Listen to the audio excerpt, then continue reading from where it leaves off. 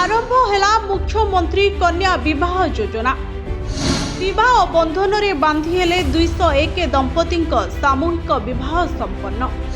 कन्या दान कले मुख्यमंत्री।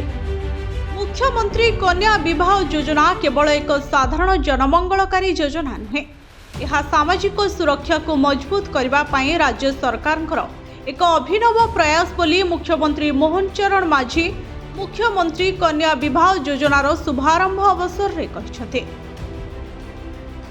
मां तारातारिणी पीठरे एही योजनार शुभारंभ करा जाई 201 जन कन्या विवाह संपन्न होइछे। मुख्यमंत्री निजे उपस्थित रही विवाह मंडपरे कर्ता भावे होम कुंडरे आहुति प्रदान करी नव दंपति को आशीर्वाद करथिले। एही अवसर में मुख्यमंत्री कहिसेंति आमर लक्ष्य हेउछि एपरि एक ओडिशा गढ़िबा जेउठी कोनोसी कन्या आर्थिक दुर्बलता किंबा सामाजिक चाप हेतु विवाहर प्राप्त बयस पूर्वरु विवाह करबाकू बाध्य हेबे नाही।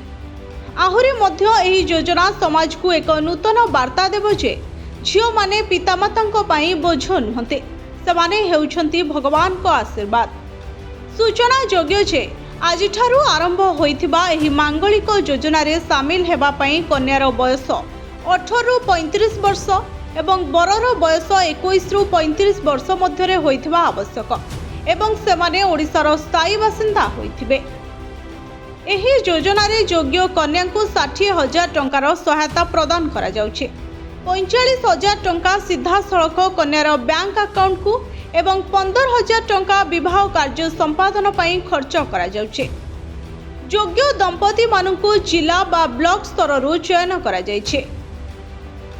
ओडिशार प्रसिद्ध मां तारातारिणी आदिशक्ति पीठरे आयोजित एही कार्यक्रम रे जोगदेई मुख्यमंत्री कहिथिले जे एही योजना मुख्यतः आर्थिक दुर्बल श्रेणीर परिवारक उपरे विवाहर आर्थिक भार लाघव करबा सहित महिलांक सम्मान और सामाजिक सुरक्षा, विधवा पुनः विवाह को उत्साहित करबा, यौतुक प्रथा को निवारण करबा दिगरे बहु परिमाण रे सहायता प्रदान करबो बोली मुख्यमंत्री कहिसेंते।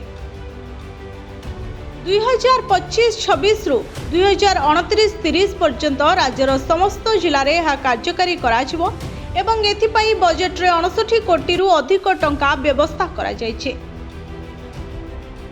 बड़ अट्टालिका किंबा रास्ताघाट किंबा शिल्प केवल विकास नुहे, प्रकृत विकास होइछि राज्यर मां एवं भौणी मानक सुरक्षा, सेमानक पई सुंदर भविष्यत गठन करबा। एक समृद्ध ओडिशा रे प्रत्येक कन्या शिक्षित हेबा उचित एवं प्रत्येक महिला सुरक्षित हेबा उचित एवं प्रत्येक परिवार स्वाभिमानर सहित बंचिबा उचित। आगामी दिन में सुभद्रा योजना और मुख्यमंत्री कन्या विवाह योजना राज्यर महिला मानकु समस्त दिगरु सुरक्षा और आत्मसम्मान प्रदान करिबारे निश्चिंत रूप से सहायक हेबो। Bureau report, Odisha fast.